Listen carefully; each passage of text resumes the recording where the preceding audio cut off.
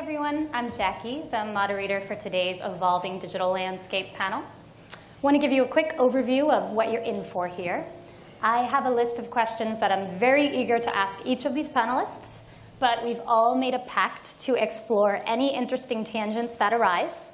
So we are by no means glued to a script. We are going to try very hard to make this conversational. And we're also going to focus on giving you insight that's practical, not just theoretical. We'll talk for about 30 minutes, and then we'll open it up to you for a Q&A. So please save your questions to the end and take advantage of the brilliant minds on stage here. I'm going to kick things off with Quinn. Quinn, I hope you can tell us the inside scoop about the Newcastle's Almost Super Bowl campaign. I don't know if any of you have seen it. If not, you have to check it out. It's absolutely brilliant. Sure, I would be glad to. So I think there's two pieces of information that are important leading into that. One was when I joined Newcastle and Heineken back in August from Pepsi, we had a problem of having, it's a good problem to have, really great creative that won lots of awards, but nobody saw it. We had a national TV buy, and if you happen to see it once, you saw it, but basically nobody saw it. And that doesn't make sense. It's a bad spend. We also saw that when we were focusing on Facebook and Twitter and our social channels, we would see a brand health increase. We weren't spending any money, but we were getting a lot of followers, and we saw a brand health increase. So we made the decision to double down on digital, and literally the first thing I did is said we're going all in on digital. So that was the first one that made us realize that everything we do has to be about digital, and you have to start thinking about the way you're going to operate if your entire plan is around digital. So we then figured, what's the best way for us to break through on digital? We still don't have a huge budget, so we can't buy that success. So we were trying to figure out a way that we could sort of ride on the wave of pop culture and sort of ambush that event. Our campaign, the No Bollocks campaign, is really all about just giving it to you straight. It's about sort of poking fun at the over-the-top marketing hyperbole that can come with the beer category in particular. And there's no more over-the-top ridiculous marketing than the Super Bowl. I was a part of that at Pepsi. I worked on real Super Bowl campaigns, and it was just ridiculous, the things you had to do with all the pressure and all the money. So it actually made it very easy for our decision to be, we're going to go ahead and just sort of have some fun with the Super Bowl and see if we can break through by kind of riding it from an anti-marketing perspective. So that was the decision behind it, and once we made that decision, it was about orchestrating the campaign to make sure that we broke through at the right times. Like we couldn't go head-to-head with Super Bowl advertisers. We didn't have their money. But all of us had worked on Super Bowl campaigns before, so we would try to do something, we'd spike right before everybody else was going to. One thing you know about traditional advertising in big spenders is they don't change what they do year after year after year. So we would literally go 6 hours before we knew all the press releases were coming. And that was sort of our plan to orchestrate it. Yeah. And had all the different channels working together. Now, that campaign seems like a success to me in terms of buzz, but did it actually translate to an increase in sales? The magic question. Yeah. So we had over 1 billion impressions, which was amazing. That's what that was in my past life, if you got 1 billion impressions in a campaign, that was a good campaign. But you also had $50 million to do it. So we were excited about that. Our brand health is at its highest it's ever been. I won't go into the metrics there, but it is the highest it's ever been. And basically the way the beer category works, and actually most food and beverage, you can only sell as much food as that's on the shelf. And in our case, as much beverage is on the shelf, as much beer that's on the shelf. So our baseline numbers went up double digits. But when we were actually on promotion, we saw triple-digit lifts. I can't go into the specifics, but it was successful enough that when we do our next campaign around July 4th, I think you guys are going to enjoy that, we have been able to get enough consumer and distributor to support to get a lot more displays. That's the only way we can sell beer. You have to have a lot of product on the floor. Got it. So it works directionally. Yep. Yeah, so Newcastle has changed its strategy to be 100% digital. I'd love to hear from Jocelyn about how things are changing from a publisher's perspective. How has your strategy changed with the advent of digital and mobile? Well, the Financial Times, when a lot of people think about it, they think about it as a newspaper, a global newspaper, but actually we see ourselves very much as a global news organization, and we're moving very quickly into the digital space, almost to the extent that we would talk about now a mobile-first strategy, not even a digital strategy. And we can see that in kind of revenues. So now our revenues they're changing very significantly from print to digital. So the two areas of revenue that are growing are the content revenues. So some of you may be familiar that we're a subscription product. We have a paywall. And our subscription revenues now overtake our online digital revenues. And to put that into overall context, our digital revenues are now 35% of our overall Financial Times revenues. So we're moving very quickly into that space. And I think as a news organization, particularly looking after the marketing, you'll all be familiar with the optimization and the effectiveness you can achieve through digital, knowing so much about your readers. Now, you mentioned you're subscription-based, and you have a paywall, of course. Yes. So how do you approach social? Okay. So if I just explain a little bit about the access model, to put it into context, the way we work is that you can see a certain amount of content if you register, and you get about 8 articles every 30 days. And what that enables us to do in that kind of value exchange is we collect a little bit of information about you. So we might ask you for your email, some demographics, etc. And that enables us to tailor all of the marketing to you. And also from an advertising perspective, we have a lot of first-party data. Now, for social, obviously, that's a growing audience for us, growing 40% year on year. So we have a slightly different area for that. So we'll publish articles into social media, into Facebook every day, free articles to draw that traffic in. And we'll also engage with those audiences. A good example of that is when the Brazil riots were happening last year. We went out to our Facebook fans and we asked them, well, what would you do? You're the business elite, you're well informed, you're in a global audience. What would you be advising the government to do? And with the response that we got back, we formed that into an article, which actually we then published onto the website and obviously back into Facebook. So you were drawing audiences in and involving them. So I think certainly in terms of the publishing, we're seeing those kind of opportunities. Yeah, and you were able to use user-generated content. Absolutely. That's great. Let's stick with social. Lisa, you're at a nonprofit, so I imagine you have a set of different challenges, and you're working with a particularly, I think, sensitive subject matter.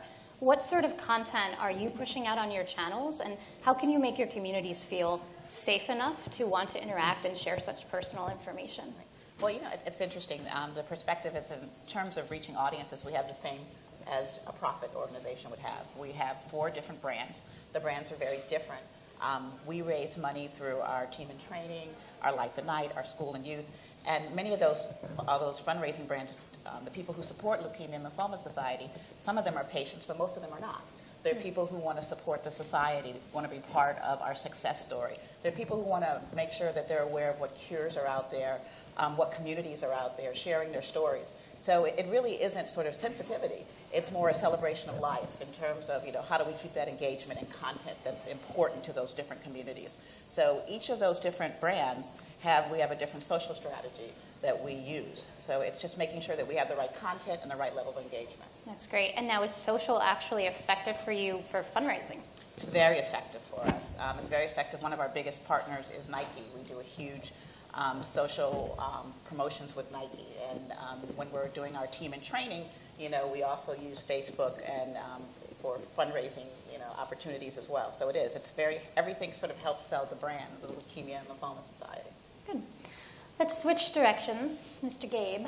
I'd like to ask you about the second screen. Yep. I know when my husband is watching SportsCenter on TV, he's also logged into his computer and checking his fantasy scores and doing something on his smartphone. Mm-hmm. Does ESPN really understand where their user is, and are they able to take advantage for the advertiser as well of this person who's involved on multiple screens? Well, do we really understand? So, there's always some debate about how much can we prove, right? Can I prove that because you saw something on Twitter you tuned in to watch? No, that's not currently something Nielsen offers, so that's never a metric we can really point to and say, we did it. But our hunch is that there are a lot of people like your husband, and I'm one of those people. I imagine some of you guys are those people. You're watching a game or you're watching programming about sports, and you're searching for information, or you're even engaging about what you're watching. And every major sporting event we see, Twitter announces 6 new records for engagement. As most 1 billion tweets during the Super Bowl, or 6 billion tweets, or whatever it is.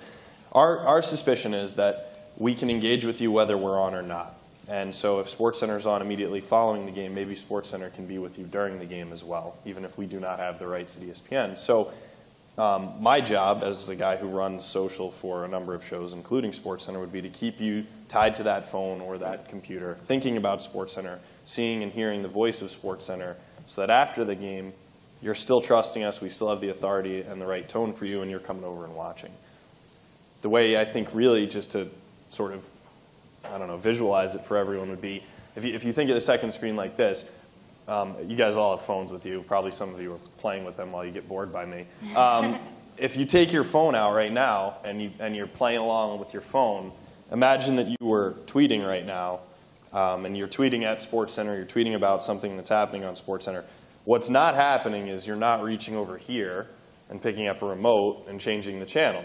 So, you know, this activity physically and literally might be keeping you a little bit longer. And as I think you probably know, ratings are a factor of time spent viewing and tune-in. So if we can keep you there a little bit longer by engaging with you on that second screen, it helps our core business, which of course is television. That makes sense. And now, do you have any monetized social offerings? I don't know if you do. Yeah, we do. We do. You know, I'm not in the sales department. I won't speak on behalf of the VPs in sales, but I'll tell you that the biggest deals that we make are usually cross-platform. Social's one of our key platforms. TV, of course, a huge one. Digital, another. So when we're really successful, when we're at our best, we match a sponsor's RFP to something where there's messaging that can work on Twitter, on Facebook, on .com, and on TV. And some of the campaigns are really, really integrated, and some are really just based around the messaging that they want to push. But yeah, we're rolling in deals all the time. Our upfronts were the other day, and social was a big topic. So it's absolutely part of the business. I'm always interested as to how organization's sales team is structured. So Jocelyn, at the FT, I mean, do you have a team that's just pushing mobile, a team that's pushing online, or is it all becoming integrated? Actually, it's an integrated team, and similar to what you were saying, we will sell across multiple platforms because, if you think about the way you're consuming news or consuming products, you're actually looking at it across devices. So there'll be, early morning briefings. You might be on your mobile. Then you might be looking at it online on a desktop because a lot of people use FT content to help them as a decision-making tool throughout the day. So you might be kind of coming back into that content. And then often we'll see kind of print at the end of the day when people have got a bit more time and they want to relax. So we want to sell cross-platform to give that chance to get your kind of multiple views and reach. But the other thing that we see that is very, very popular is a product that we launched recently, which is, we call it Smart Match. And that's really taking advantage of data and technology. And effectively what it does is it kind of, you imagine it scrapes the site, it scans the site and the content, and then it allows you to place contextually relevant advertising alongside contextually relevant content. So it kind of uses those algorithms to put it into the right place. And those kind of things have been really successful because you're seeing increases in conversion of 20%. So those kind of partnerships are really important. In fact, as a marketer, I wish that there were more people doing it because then we would have more places to put our own, advertising to drive sales. But unfortunately, it's a sales tool that hasn't done much for us yet. But here's hoping. So, Lisa, and you can sell it to your clients to try that kind of thing on your site. Expand it that way. Yeah. So, Lisa, in full transparency, I know you work with Silverback for your social media. We do. Can you tell us a little bit about what drove you to make the decision to outsource and how that partnership works? And then I'd also love to hear from each of you about how social is handled, what resources you need in-house if you use external partnerships. We are lucky enough to have Chris Dessy and his team be a major partner in our social. We also have a social department, which is made up of 2 or 3 people. But the decision to do it was just if we needed to really sort of be involved in an integral way, and we needed the stewardship that's provided by having an agency involved. It was great that Chris was here in the Westchester area, but we're in 62 chapters across the United States, and all of our chapters also have social media as well. So we needed that sort of strategic guidance that would help us sort of keep those conversations going with whether it's patients or providers across all of the work that we do. So we found it very helpful. And the decision was just, the resources that were here were important. for us to access. Now I'm getting super tactical, but is it you guys who are doing the posts? Is it Silverback who does this? What's the relationship between, you said you have in-house resources and external organizations? It varies depending on what's happening, but Silverbacks works very closely with Natalie. I'll give Natalie a shout out. She's going to speak later today with Chris and do a case study in some of the work that we've done with Silverback. So it varies depending on sort of what the needs are and what's happening across our footprint. But it is very much a partnership. So we post as well. I mean, so it's integral to what we do. Now, Quinn, you're 100% digital now. Mm-hmm. What's that mean for a social team? That means that we pay somebody who's good at it to do it. Yeah, an external person. Yeah, essentially. I mean, I think it comes down to two things. You need to have both the expertise and the resources to get it done right. Mm-hmm. We don't have a huge brand team. It's me and my manager, and we have to worry about selling beer. We don't have time to spend the time that you really need to create great social and great digital. Our partner is Droga5. They're terrific. They're incredibly creative. They have the expertise, and we pay them to have the resources to get it done. And that's how we look at it. And they handle both our digital and our social. We look at those two things differently. Digital is paid media. Social is earned media. And those lines keep blurring. So we need someone who can work on that. And how about with the Facebook's changing algorithm? How has that changed things for you guys? A lot, particularly for a brand that, I think it may be different for nonprofit. I don't know, because maybe it will. But we've been choked off on what we get organically. But we understand that. Facebook's been very upfront about it, and we understand the algorithm. So what do you do to go around that? When we pay for media on Facebook, we've got about 1 million fans, and we want to reach those guys. You have to make sure you put the right creative in front of them. And when you want Facebook to be a social tool, then you need to be in the news. That's basically what led us to do what we did with the Super Bowl, because they prioritize news. So we went out, a PR and digital approach to create earned media. Yeah. And then Facebook will absolutely reward you for that. We were the top trending item on Facebook for 2 days globally because we got in the news. Yeah, you played by the new rules. Played by the new rules, and it worked. And then when you want people when you're going to pay for an ad on Facebook, it better be about your product. Don't try to fool them. Right. So we're just very blunt about, here's our beer, please drink it. Versus when we want to entertain you and have you pass it around, then we go off the script a little bit, and Newcastle's in the back. Yeah, makes sense. And Gabe, what's your social team like? Are you doing it all in-house? Yes, we do. well, so I work in production at ESPN, so you just consider that television as the easiest way to do it. So for production, it's guys who came up, men and women who came up producing content, and so now they're producing content for a few more screens. So that all that we do is in-house. It's all run through our same sort of protocols for pushing anything out to any platform at ESPN. We also have folks in marketing who are running some large platforms for us, and some others throughout the company who are touching it, of course, sales. But speaking only for myself, I look at it as a content platform. If it serves a marketing purpose or if it drives revenue, terrific. That's a wonderful secondary purpose. But for us, it's a news outlet. It's a way to get our voice out there. It's a way to share the interesting content that you might see on TV or not. A lot of the time we're producing original digital and putting it out with just slight brand extension or branding tied to it.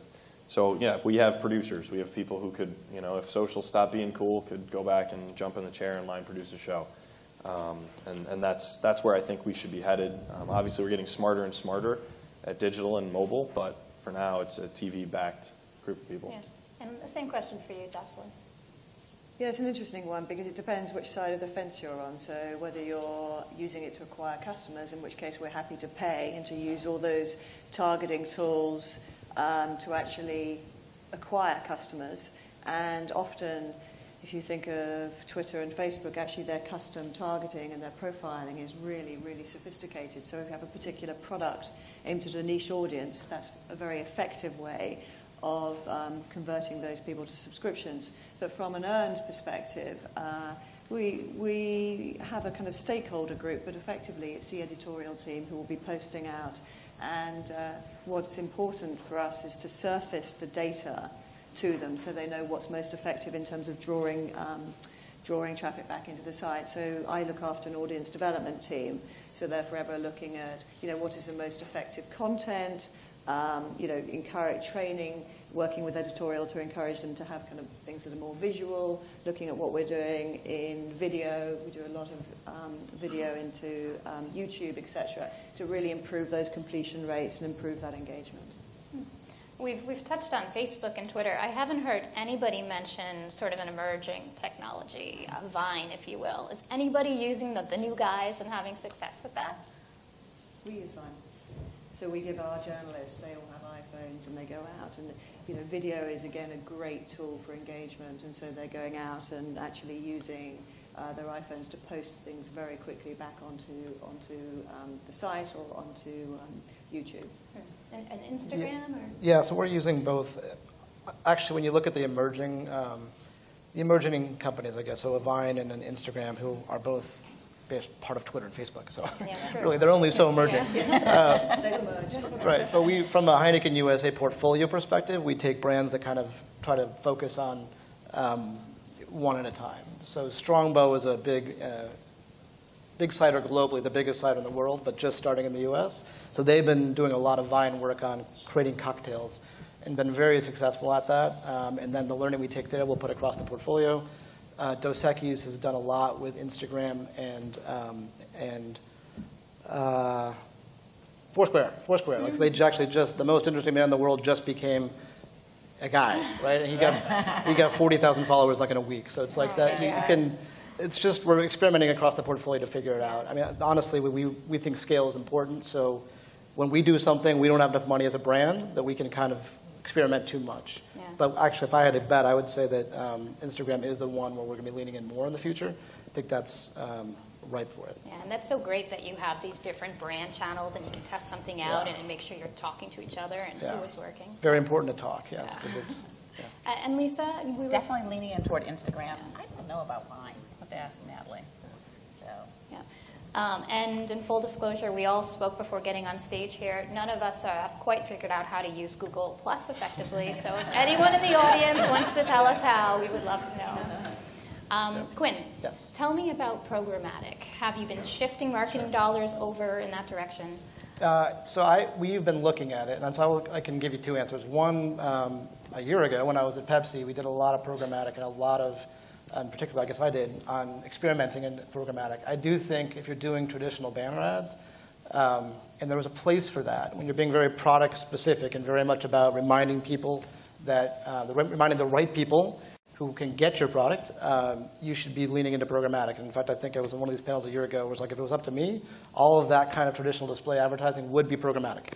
The problem is there are a lot of, it's not a problem, it's just the reality is that a lot of brands, and a lot of big of the media brands, like an ESPN, they have their own native advertising, and we can get better partnerships by partnering with them. And so that's what we do today. Ideally, I think you'd have the bigger media companies, you could do programmatic on their site. It's better for everybody if I only reach 40% of the population on a Vice or on a Gawker. Not everyone cares about me. Not everyone cares about beer. Not everyone cares about Newcastle. So it's an inefficient spend. I think most people care about beer. All smart people now. 61% of people buy beer. But yeah, I think that's what it comes down to. I think programmatic is coming a long way, but it just has further to go before we're going to do a lot more of it, because it's not efficient enough yet. We don't know if people are seeing it, the viewability issues, all those good fun things. Yeah. But I absolutely think that's the future, and it's just, if we can find a way to put native advertising and programmatic together, that's the win. Exactly. That's the win. Interests me. I mean, when I think of native advertising and content marketing, it doesn't sound like something that's necessarily scalable, and then programmatic is so scalable. Exactly. If you find the way to put those two together, it's great. Exactly. As of now, we separate the two and we do both. Yeah. We think it's very important to do both. But, And then how about publisher's perspective here? How has programmatic changed things for you? Is it something that's offered on your platform now? Yeah, I mean, so we have an elite global business audience, and we need to make sure that we are leveraging that, if you like, so that we are available across all platforms. But I think, for us, the really important thing is that we're not kind of putting scraps into programmatic, that, we're trying to maintain that price point so that we're, it's value. You're reaching a really sophisticated, discerning audience, and we don't want to kind of give people a chance to kind of buy around. So for us, it's being able to offer that for advertisers that want to go programmatic but not cannibalizing the revenues. Let's touch on mobile, Gabe. I think we'll start with you. All right, fire away. Tell us a little bit about how mobile has changed your strategies in general, and maybe for your advertisers. Yeah. So I mean, look, we have a whole team of people who work in digital media at my company who could give you much smarter answers than me. But from my perspective, if you're looking at mobile as more of just a place where people find our content and not trying to figure out the whole business behind mobile, it impacts us in a few specific ways. One, YouTube has been especially good for mobile. We're seeing, something like 40% of our YouTube views are coming from mobile. It's a huge percentage, and it's increasing quickly. We all know that. From a content producer's perspective, we have to keep in mind that whatever we're creating is probably going to be seen on a phone, and that means a few things. One, it has to be pretty damn easy to read and see. And it has to be really short, because I don't know if any of you have ever willingly clicked play on something that was 9 minutes long on your phone. You might be willing to do that for about 30 seconds. And so, the emphasis I've been pushing has been, let's keep it to one play. Let's keep the essence of what we're telling people to look at, and then not a whole lot more, because I know as a user, I don't want much more than that. Our chance at engagement is much higher if we keep it to the point. Similarly, it's understanding that these platforms that we're reliant on, that we're partnered with, are always thinking about mobile first, and they're going to change and adapt in each update. Every time your iPhone updates, you realize that Twitter doesn't look like it used to look. So, right now, they have what's called inline embedding, and these Twitter cards have become like, suddenly the real estate each tweet has is like 50 or 80% bigger than it used to be if you put imagery in there. So, we've taken something. I hate puns. I did not come up with this term, but there's something that my team has invented called a quotoshop, and that is a quote that has been photoshopped into something that's very visual in your Twitter timeline. So now SportsCenter is giving you a really compelling quote with a photoshopped image that lays right nicely in there, and so now you're scrolling past a whole bunch of stuff, and then we're bright and shiny right in the middle of Twitter, and we're seeing huge engagement, retweets, and favorites on that. So that's an adjustment to mobile. Yeah. That's a content decision that's based on a mobile audience. It is not a business decision, but the business tends to follow, and so we're seeing sponsors interested in, how can we be associated with something like these quotoshops? And now we're talking about bite-sized content. Do you think there's still a place for the more in-depth articles, the in-depth videos? How does that work? Is it something that I see on my phone and I save it, and then I go back to my computer and I take time with it? I think there's a bit of that. I mean, look, my colleagues who do the longer form stuff do brilliant work. I mean, they're the ones who win awards. I'm the dummy who's talking about Twitter inline quotoshops. So, there's obviously still a huge audience for it, and I don't mean to suggest that stuff isn't tremendously popular in digital. It is. But if you're trying to get someone's attention in Twitter, I don't think shopping the 9-minute feature there will generate a lot of results. Yeah.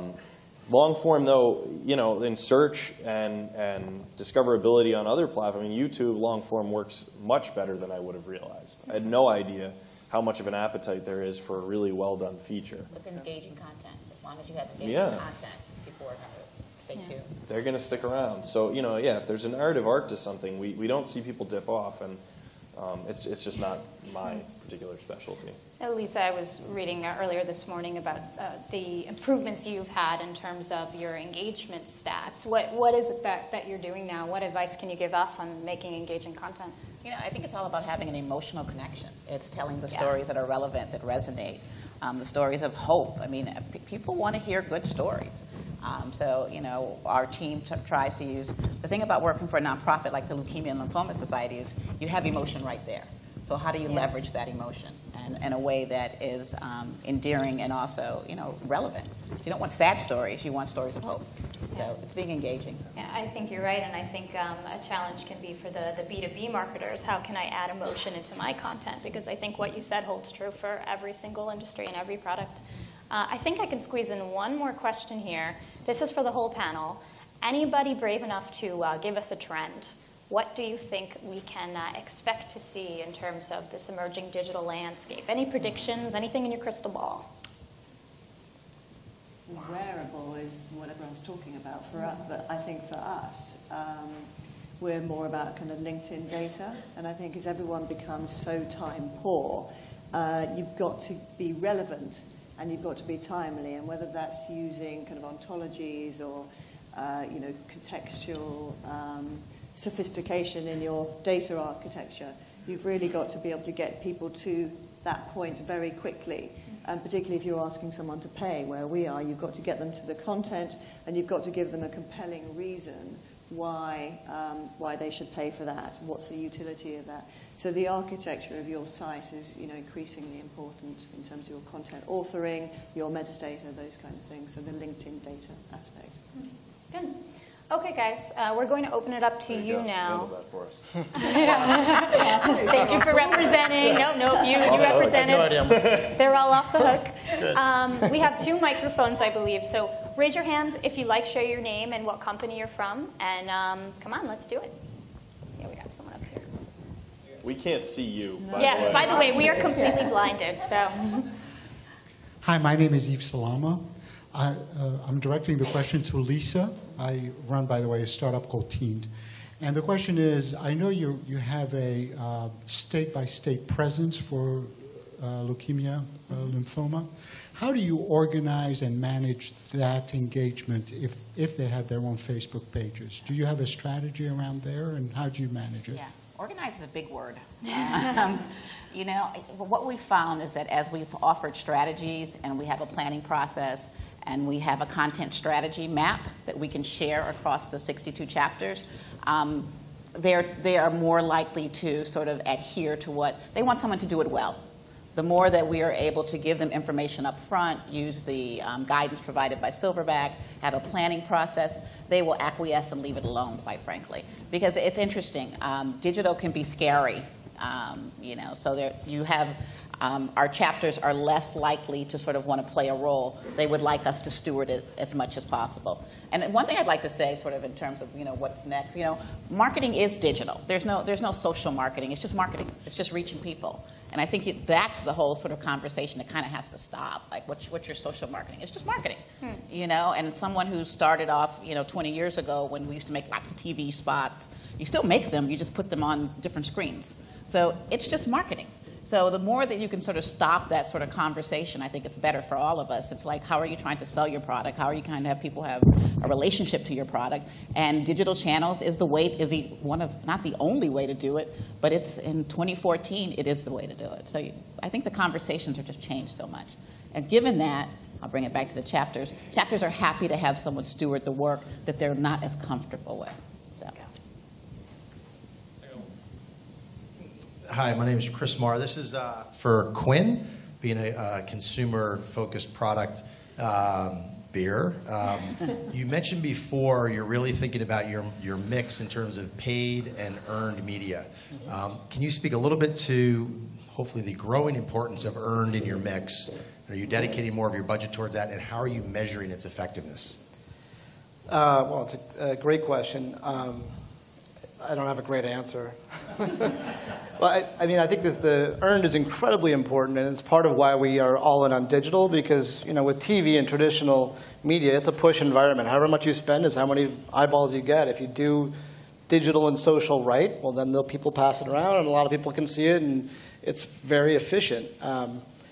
Honestly, we're just trying to play by the rules is the best way to look at it, because the big mass ways to do social, Facebook and Twitter, are moving more and more and more to get you to pay, and then it stops being earned and it starts being paid. So you have to figure out what the right algorithms are and how you can do earned. We actually think PR is the biggest amplifier of earned media. That's the way we're viewing it, in all honesty, and it's why we are looking into the Vines and the Foursquares and Instagrams, because there's not as much of a paid element there yet, but they're all going to go there. They have to make money eventually. PR is the way we see the best way to get the word out there. We're going to keep paying for exposure on the traditional earned media channels, but honestly, I think PR is the best way to do it. It just has to all work together. Your content has to be PRable, and it has to be something that people want to talk about on earned media. And actually, I think that YouTube, honestly, too, is becoming more of an earned media platform also, if you do it right. The mobile question before on We're leaning a lot more into mobile because that's where people view things in general. YouTube, there's different ways to get views. One way is True View, which is basically just B-roll, right? It's like an ad that you have to watch, and then you can skip it. We found that to be useful if you're doing a product-focused story, but you can't share off that. You can't share off of True View. If you buy the mobile masthead sponsorship, for instance, which is like when you look at your mobile phone, and that's when you turn on YouTube on your mobile phone, the top ad you see, the top video you see is the mobile masthead. You got to pay a lot of money for that. But we got 1.7 million views off of that the first day of our campaign because it was engaging content that featured somebody famous. So that's how we're looking at earned media. Honestly, it's not about particular channels. It's about where we're going to get the best PR and to get the most people talking about it. Good. Probably a bad answer. John, there's somebody over here.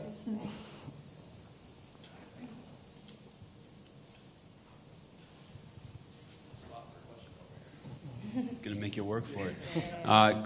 Great panel, everyone. My name is Howard Givner. I run the Event Leadership Institute, and our focus is online education. A big portion of our market is people in their professional space looking for career advancement education. And one of the questions I have is, I've heard a lot about Facebook and Twitter and YouTube. I really haven't heard a lot about how anyone might be using LinkedIn.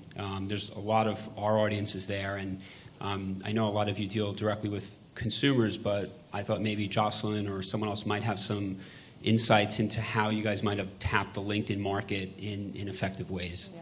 We're all giggling because we were talking about this quite a lot. We were ready for this one. We were ready. We were talking about the most effective social channels, and you're right, LinkedIn you think would be a great acquisition channel for the FT. You know, people are very kind of professional on there. But actually, if you think LinkedIn are also looking to derive revenue from those audiences, as you said, earned media is quickly becoming kind of paid media, and we find that we're keener to kind of push our content onto LinkedIn, actually, and work with them so that more LinkedIn people have exposure to that content and are getting a familiarity with the FT and the content that we have. And in terms of actually using it and paying for it to acquire readers, it's not been that successful. We've tried lots of different tests, but what you're trying to do is encourage people to pay for something which effectively they're getting free on LinkedIn anyway. So that's a big ask. So I'm afraid I haven't got any pearls for you on, does anyone on else that want particularly. to add on LinkedIn? The only thing I would add on that is actually it did work a little bit even in the campaign we did the Super Bowl because they do the same thing. They prioritize news. So, and a lot of influencers are on LinkedIn, people who have followings, people who are active networkers. So I think anybody can use it that way. Like you have to realize that you need, whatever you're saying needs to be newsworthy. It needs to be something people want to share. We did actually end up getting a couple articles out of that got us a lot of views. So I think there's a way to do it. As with any earned media, you have to be newsworthy. People have to care about you. So whatever you're talking about needs to be important. And we're all using LinkedIn for recruitment, we realize. Yep. Anything else? Hi, my name is Shannon Smith. I'm from Social Flow. We produce content for Facebook and Twitter. We actually work with the Financial Times and other news publications. My question, though, is for Quinn. You say with Facebook that you have to kind of have newsworthy content. You keep hearing how brands have to become, publishers have to become news agencies. It's a lot easier said than done, obviously. Yeah. It's hard to produce that content. Are brands now looking at Facebook as strictly a paid platform now? Do you still think you can reach your fans and your followers, or are you looking at it as really just kind of an ad platform now? Yes. So I think we're looking at it, there's a time to pay, because they did a good job of making sure that you would get a lot of fans, and we want to talk to them because they've raised their hands and they want to hear from us. But of those million fans that we have, on average, only 20 to 30,000 will see any content we post now. And there's nothing we can do about that without paying for it. So there are times when we want to pay for content to get to those specific folks. There's other times when we want to pay for product news, like if we've got a new limited edition beer coming out that everybody must drink because it's delicious.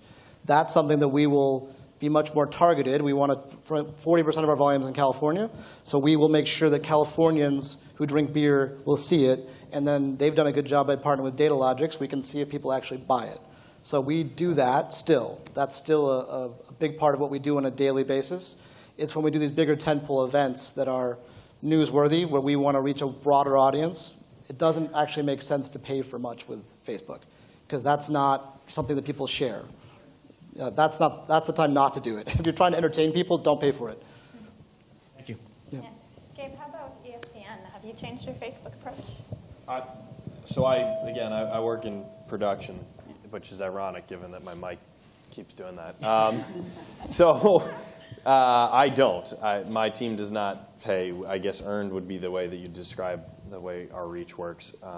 Engagement has been our goal for years now, and it continues to keep us in news feeds. The algorithm is beatable, makes it sound like Facebook's trying to make us lose. They're not. It's understandable, and you can game it or effectively reach more fans if you do so. But I don't ever pay for media. That sounds a little bit arrogant, I guess, in this room. It's just I have a different product, clearly. There is a natural story and shareability to, the Rangers beating the Penguins. I mean, some percentage of people just really care about that. I don't have to compel them to do anything with that. It's just happening naturally. I mean, LeBron does pretty much anything. Or, if he hugged Johnny Manziel, I could just put that picture out and it would be good forever. But no, so it's not a big part of my plans. The marketing team, if one of them were up here, they might be able to talk to you more about how they use paid media, but it's not something that I specialize in. Hi, my name is Jennifer Reale. I work for a pharmaceutical ingredient supply company. And the challenge that I'm facing with the company and the industry that I'm working in is that our customers want confidentiality, so we don't get PR. So all of our branding has to come directly from us. None of our customers want anyone else to know where they're getting their ingredients from, because it is a very competitive, first-to-market type of environment.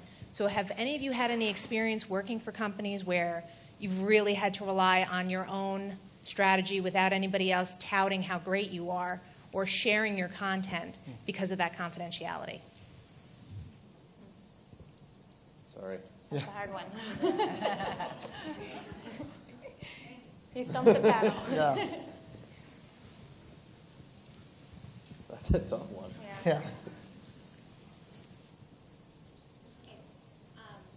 Allie Mercier. Whoa, hi. I'm coming from Pathways to Leadership. It's a youth development company. I kind of work in an industry. We work directly with the Department of Education. 95+% of our work is with direct student services, and kind of an old school industry with an old school board, and I'm the only millennial on staff, so an old school group. And they keep asking me about ROI, and I know that's a challenge within this industry. And I'm just wondering if you have any tips as far as addressing that answer, because I'm like, well, it's kind of difficult. It's more about engagement. It's about spreading the brand message, and wondering if you have, Lisa, maybe, but any tips or tricks for small resources in not-for-profit world? Great question. I think you just sort of have to make your board aware of sort of, hopefully if they have children, sort of how all of these different channels work together and how important they are in terms of getting their message out. It might not be sort of a math-based, not always a math-based ROI, but you can't afford not to be part of the conversations. And I think you have to use that sort of logic to your advantage. I'd add to that actually the big word that you need to be talking to them about is attribution. So an attribution model, so you can understand the importance of the weighting and the channels you're using. Now, that doesn't have to be a really kind of complicated algorithmic attribution model. You could be looking at quite a simple kind of first click or last click. But you have in the digital tool set, you have all the tracking that you ever need. So don't try and do it all in one go, but start small. But you can look at the tracking on your paid search. You can look at it on display. There are all those areas that are going to give you a good return on investment. Yeah, actually, I'd add too that has obviously nothing to do with what I do currently, but I think this actually is where programmatic can work. Like this is a place where you can tell somebody out there, some company, exactly what you're looking for and exactly the kind of people you're looking for, and you can find them. Like, you can get really specific, and there might only be 30 of those people out there, but there's ways of finding everybody and everything you're looking for. And setting how much you're prepared to pay. Exactly. You can be like, I've got $12, I want to find these 30 people. You can do that. Yeah. Or they'd want more, but it's possible. So I think that's the way, that's where people that don't get this world and our more traditional business model always get that I can find exactly the people you want to find in order to tell them your story. Glenn Deal with Skyline Genesis. We're a face-to-face marketing company, and I'm wondering, do you have favorite digital platforms or tools that you use to drive the virtual touch and enhance a face-to-face experience? So do you have some case histories or some techniques that you use and some favorite digital platforms or tools that you like? I don't know if this will answer your question. My team's on TweetDeck all day. That's the easiest way for them to see everything that they're putting out, competition's putting out, fans are saying back. It's the easiest. Believe me, people will tell you when you screw up.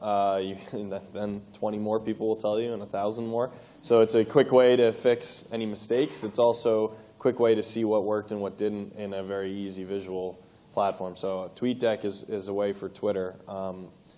You know, I know that there's probably people even in the room who've worked with or are part of companies that are all these publishing tools, and it's back end, and it's a lot of metrics, and it's a lot of timed publishing and all of these things. They're great, but they take a little bit of human touch out of it. And if you're in the news business at all, if anything that you're doing is real time, it can be very scary to have something in a queue that will be pushed out. We've seen examples of when that goes wrong. So I would certainly not discourage going after those tools, but I don't think that they fix a real-time problem. I think that they maybe just, you know, if you only have 1 or 2 people, it makes it easier for them to communicate and get it out there. But honestly, they scare something out of me. I don't know, was your go ahead. Was your question about getting? Yes, is it real time? Yeah, real time was actually like talk to somebody digitally, so then you can talk to them in person. Was that okay? I think that. Whoops. Yeah, well, that was a good answer. For instance, we have used real time, but I wouldn't say that its best optimized use is that. So we have a tool called Session Cam, and it sounds a bit nerdy, but effectively what it enables us to do is look at real-time activations on landing pages. So we can effectively capture at an aggregated level, you know, what is happening when someone's going through a sign-up form. So where people are exiting in that sign-up form, so, you know, maybe some information they don't want to fill in, or maybe they got distracted, or maybe they just didn't understand your offer. You were giving them a choice, and they didn't understand. So, you know, they just thought, it's too much hassle, you know, I'm out of here. So we have Session Cam on all our landing pages for our subscription sign-up, and we can go back and look at, you know, how we need to optimize those. And going back to your question, the way we were able to show it real time was that we did a campaign last year. It was our 125th anniversary. So we did this campaign, which was effectively a special subscription offer for $125, pounds or euros, big kind of global campaign around it. So brand campaign underpinned by a lot of social media. And we started seeing within the first kind of hour of the campaign, the expected results weren't coming in, and we were like beginning to kind of panic about, you know, why are we not getting this growth? So we turned on Session Cam, and we could see a lot of people toggling between 2 different offers, and they were toggling and toggling and toggling, and they were going off, and we're like, okay, shit, we've got to change. We've got to change the landing page really quickly and make it much clearer. So that's an example. Yeah, the only thing I would add on, like, if you want to get somebody online and then get them in person, we do a lot of event marketing across our brands. You can absolutely geo-target across Facebook and Twitter to tell your fans and to tell people who look like your fans that that's happening. I would just understand you're not going to get a lot of people who reply. It's not very scalable, but we do it. We do it in mass, and each event you're going to get a couple people, but it can work, absolutely. Right. We actually do that Leukemia Lymphoma Society for one of our largest fundraisers, Team in Training, some retargeting, and we're able to see people who actually signed up for it. So, but it's the same sort of thing. Yep. Good, I we could maybe squeeze in one more question, but if we're good. This dude back here wants to fire away. There's something in the back? Okay.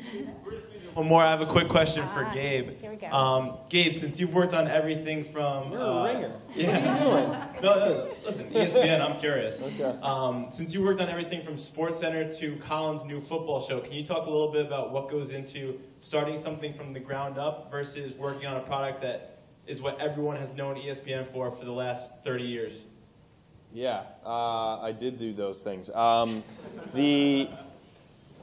Well, I hope this is humble. The truth is you're not starting from the ground up. You're starting from a place with lots and lots of resources, a built-in audience, incredibly talented guy like Colin Cowherd.